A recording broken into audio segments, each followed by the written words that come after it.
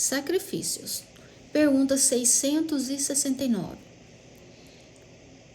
Remonta à mais alta antiguidade o uso dos sacrifícios humanos.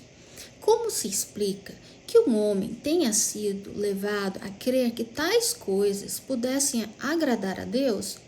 Resposta. Primeiramente, porque não compreendia Deus como a fonte da bondade. Nos povos primitivos, a matéria sobrepuja o espírito. Eles se entregam aos instintos do animal selvagem. Por isso é que, em geral, são cruéis. É que neles o senso moral ainda não se acha desenvolvido. Em segundo lugar, é natural que os homens primitivos acreditassem ter uma criatura animada muito mais valor aos olhos de Deus do que um corpo material. Foi por isto que os levou a imolarem primeiro animais e mais tarde homens, de conformidade com a falsa crença que possuíam. Pensavam que o valor do sacrifício era proporcional à importância da vítima. Na vida material, como geralmente a praticais, se houver de oferecer a alguém um presente, escolhê-lo-ês sempre de tanto maior valor quanto mais afeto e consideração quiserdes testemunhar a esse alguém. Assim, tinha de ser, com relação a Deus, entre homens ignorantes. Questão A. De modo que os sacrifícios de animais precederam os sacrifícios humanos? Resposta. Sobre isso não pode haver a menor dúvida. Questão B. Então, de acordo com a explicação que vindes de dar, não foi de um sentimento de crueldade que se originaram os sacrifícios humanos? Resposta. Não. Originaram-se de uma ideia errônea quanto à maneira de agradar a Deus. Considerai o que se deu com Abrão.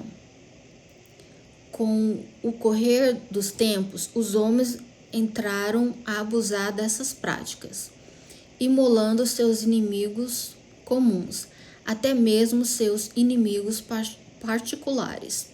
Deus, entretanto, nunca exigiu sacrifícios, nem de homens, nem sequer de animais. Não há como imaginar que lhes possa prestar culto, mediante a destruição inútil de suas criaturas.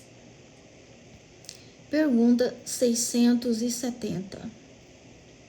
Dar-se-á que alguma vez possam ter sido agradáveis a Deus os sacrifícios humanos praticados com piedosa intenção? Resposta. Não, nunca. Deus, porém, julga pela intenção. Sendo ignorantes os homens, natural era que supusessem praticar ato louvável, imolando seus semelhantes. Nesses casos, Deus atenta unicamente na ideia que residia ao ato e não neste.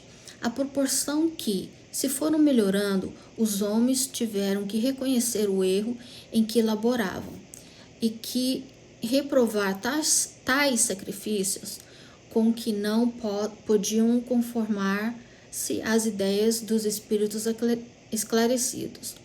Digo esclarecidos, porque os espíritos tinham então a envolvê-los ao véu material, mas, por meio do livre-arbítrio, possível lhes era vislumbrar suas origens e fim, e muito por intuição já compreendiam o mal que lhe praticavam, se bem que nem por isso deixassem de praticá-los, como para satisfazer as suas paixões. Pergunta 671. Que devemos pensar das chamadas guerras santas? O sentimento que impele os povos fanáticos, tendo em vista agradar a Deus, a exterminarem o mais possível os que não partilham de suas crenças, poderá equiparar-se, quanto à origem, ao sentimento que os excitava outrora a sacrificarem seus semelhantes?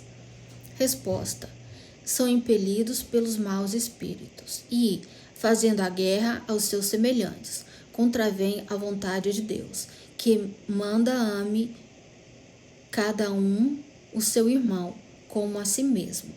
Todas as religiões, ou antes, todos os povos, adoraram o mesmo Deus, qualquer que seja o nome que lhe deem, porque então há de fazer guerra a outro sobre o fundamento de que a religião deste diferente da sua, ou por não ter ainda atingido o grau de progresso da religião dos povos cultos?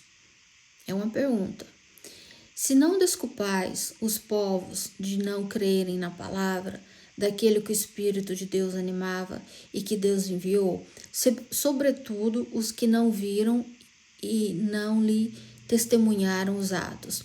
Como compreenderdes que creiam nessa palavra de paz, quando lhes ides levá-lo de espada em punho?